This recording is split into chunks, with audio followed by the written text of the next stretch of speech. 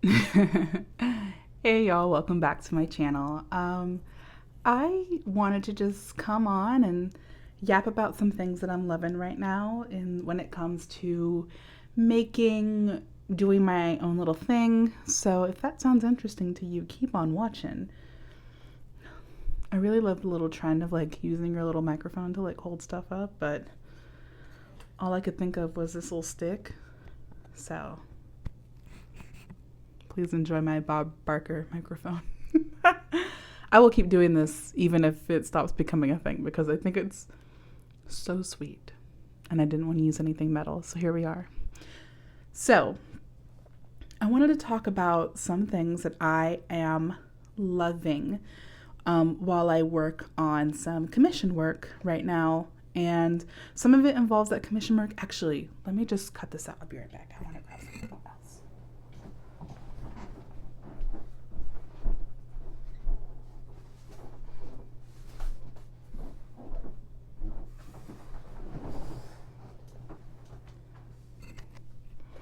All right, baby, we are back in business. So, first things first, I am working on a commission that requires me to have a lot of little tiny, tiny embroidery pieces that are adhered to tulle and like polyester wall in some way. Things that are notoriously, and they're like very tiny, so it's like time consuming to sew.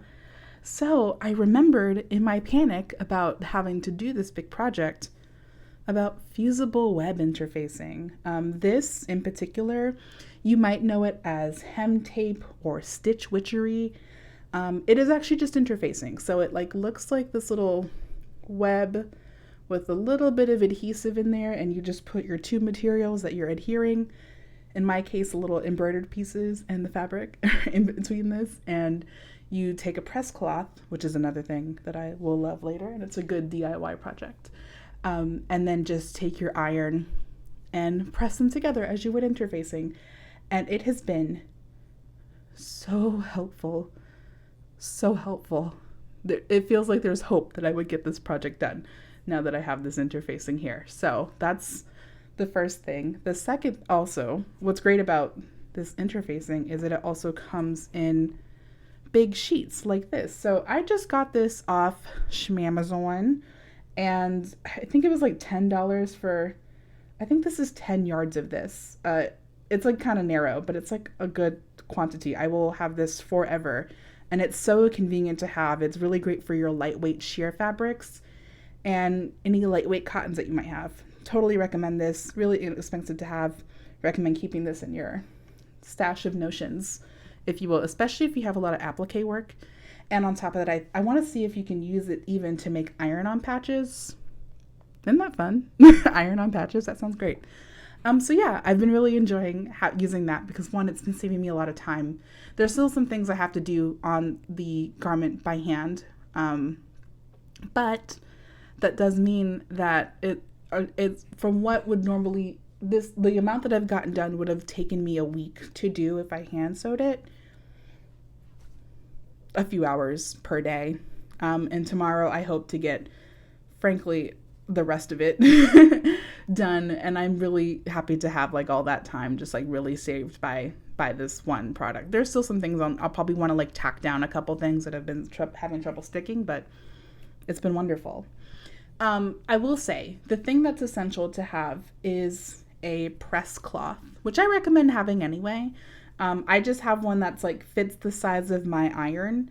And this is just two pieces of cotton voile, 100% cotton voile, that are sewn together with 100% cotton thread. And I can then use higher heat, which I think the fusible interfacing really needs, like having higher heat with the iron so that I don't have to worry about melting the polyester material that I'm using as much. There's still a little bit of like warping, but it's easily fixed with steam. So it's great. But this has really saved my skin. I also recommend that this, if you're just like wanting to learn like a first project of sewing straight lines and having a square piece that you fold together, it's almost like you're making a little mini pillow, but you don't put any stuffing in it. And so this is great to have. You can use like cotton scraps for it. It does have a little bit of staining on it, but that's from the glue from the fusible interfacing. So just be aware that that is a thing that can happen. So I might just make one really quickly some other day. So those are two things that I'm loving. The next thing that I'm loving, aside from air conditioning right now, it's so dang hot outside. It's only 80, but the humidity is like 60% right now. Where I am, I live really close to Lake Erie, so it means that I really do be feeling the humidity sometimes. The next thing is I finally caved and made like a wrist pin cushion. I'm obsessed with this. These are more like beginner oriented tools that I recommend.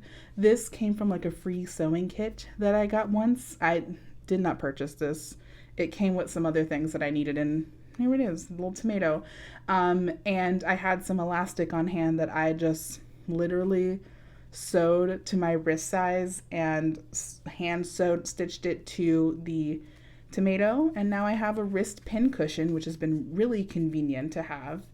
And then I can put all of my pins on here. I needed a lot, so there's a lot on here. And for reference, if you're like a total beginner and watching this video, I only use glass head silk pins for all of my projects. And the reason for that is I don't use a lot of heavyweight fabrics. I do have some like more heavy duty pins and quilting clips for those kind of projects. But if I'm using pins, I'm usually using these. And the reason for that is you can iron on over them because they're glass, they're not going to melt. So when you're in the store, if you're looking for your first set of sewing pins to pin projects together when you're making them, look for glass head silk pins. They're not very expensive. They're like maybe a couple cents more than the plastic head ones, but I think they save you a lot of heartache. So this little pin cushion has been a godsend for me. Just the convenience of saving a couple seconds just to not walk back and forth. Do be careful though. Do be careful. Where is it? Where you at? There is a pin here that is currently sticking out. There we go. So I'm obsessed with it. I love them. They're great. The next thing is for this project, I needed to do a bunch of custom embroidery designs. And I'm not saying that this is like the ultimate in embroidery sewing hybrid machines, but the Brother SE700, I will say this was actually not a bad experience for a first time person making an embroidery sewing machine. Brother does have like an app that comes with everything, as long as you avoid like the AI features, because I'm pretty anti-AI. Works great. You can, do custom colors, you can do image to design. Really, really great, especially if you're making custom designs with embroidery. The only problem with the SE700 from Brother is that the like field of embroidery is limited to 4x4 inches. So if that is not enough for you, I don't recommend the machine. I know some people kind of shit on Brother machines, which I get. There's a lot of, plastic parts to them. But I have found that it's like a good starter machine if you want like something that does embroidery and sewing and you're on a budget. This one I think was about $350 on Amazon. So it's been a really helpful thing for the project. And it meant that all of the embroidery supplies like threads, bobbins, stabilizers, the machine all cost me under $500. So if you have under $500 and you want to like get into making embroidery and designs, it's what I recommend. And the Artspira app, which is Brother's app for it, I think it's like $13 a month to, make a design that you can wirelessly transmit to the machine, because the machine is also a wireless machine. So that's been really cool. I do also want to learn how to do free motion embroidery with both of my machines. That would be really fun to try to do, especially if I need to do like some vine work, which I have a feeling I'll need to do sometime soon. So we'll look into it. So I've been loving that. And the Artspira app, it works. I believe it at least works on iOS. I don't know if it's on the Google Play Store, but it's definitely on the Apple Store, and works on both iPad, iPhone, also has all of that. So I use it on my iPad, really love it, A+. What else am I loving? I'm really loving, the thing that I'm loving right now is just like the fact that I'm missing the ability to do pattern drafting because of doing this commission. This commission is really taking up a lot of my time, unfortunately, more time than I anticipate, and I can't release any of the footage until after the event of it takes place. So who knows? It'll be sometime in about a month from now, which it'll be out. But I've been really loving conceiving of like what to wear for this, because it does require me to like have like a nicer outfit. So planning out the dress that I want to make, planning out the accessories that I want to make. I'm trying to work on making a hand painted bag, not hand painted, hand beaded bag with a hand beaded bag charm. I've already made like a hand beaded little tie clip for my partner. If I have some time, I'll probably be making some hand beaded earrings. I'm just like kind of really enjoying hand beading right now. All of my supplies are just off to the side of me, just really tempting me to like put off any work that I need to do. I need to do more of this commission work today, but I need to cool down and I need a break. So I don't want to turn on the iron, basically. The air conditioning's on, but sometimes it really sucks the cool air out of this room having that iron on. So I'm putting it off, doing this before I have to do some admin work.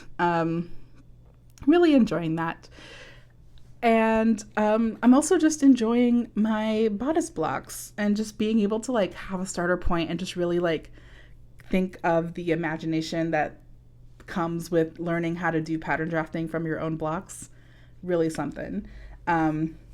The other thing that I'm loving, because I want to get more into pattern drafting, is this stuff. It's builder's paper, I believe it's called.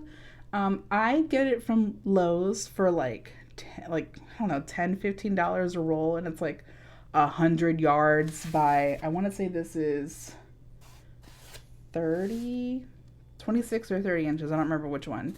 $15 for that. And this I got like 2.5 years ago, possibly. I started learning how to sew during the pandemic, and so this was like when we just went to a hardware store one day, and I was like, ooh, that's a good idea to do that instead of using all that wrapping paper, because the wrapping paper was so flimsy I didn't want to work with it. But this, really, really sturdy. It kind of takes a little bit of effort to tear. Not a ton of effort, like still you can, do that or whatever, but and the only other thing is I do need to press it to flatten it out, which you could do with an iron. I literally use the cotton setting with no steam, and it works fine. I know people say use minimal heat, but the builder paper can take it. So I've been really loving that. I love that I can just like take it out on my big old crafting table and just like cut out a big portion of what I need and get going. And then for smaller projects, I use this like Swedish tracing paper. This just happened to be here. I had to go grab the builder's paper because it's over at my craft table, but this is like when I'm like at my desk working and I need to like draft up something small really quickly, like my handbag pattern that I still need to test out. That's what I use for that instead. So yeah, I've been really enjoying the art of drafting. I can't wait for this commission work to be done. I'm in the final stretch of it, really. So once it's done, I can really focus on, I have another costume that I need to make for a project. And I also have like so much stuff for this wedding to do, but that's the part that I get to draft. So I'm really excited about that. And let's see, the last thing that's cheering me up right now is getting to do so much creative stuff. I just kind of wanted to things that I'm cheering me up right now. If you're like someone who's trying to get into being a creative person, do it. I know that it's like a lot of energy. It's a lot of time, especially like now where everything is just like too much, and I just kind of want to encourage you to do that thing. And the thing that I'm working on requires me to do writing, which I don't do often, and I'm not very comfortable with doing. It requires me to do some like costuming and like a little bit of trickery and all of that stuff. And being able to like plan out that stuff has been really invigorating. Even this commission project, which has been so much time in the making. having all of that and being able to do all this work and have a lot of creative control over it has been really gratifying. So what's cheering me up right now is like the act of forcing myself to do creative work, even if I don't feel like it, even though my body is like telling me you need to sleep. I'm like, no, let me be creative. Yes, rest is important, but like creativity can also be restful and productive. So just a quick little video, things that are cheering me up right now. If you want a list of like good beginner essentials that are beyond, sewing 100, let me know. I have plenty to show and I'm happy to go through that. If you want more stuff on pattern drafting, let me know as well. I'm happy to learn together. I'm not an expert at it, but I'm happy to learn with you. So let me know. Until next time, thank you so much for this quick little video. If you are, working on a creative project or anything like that, please let me know down in the comments below. I would love to hear from you. And until next time, I will see you later. Bye.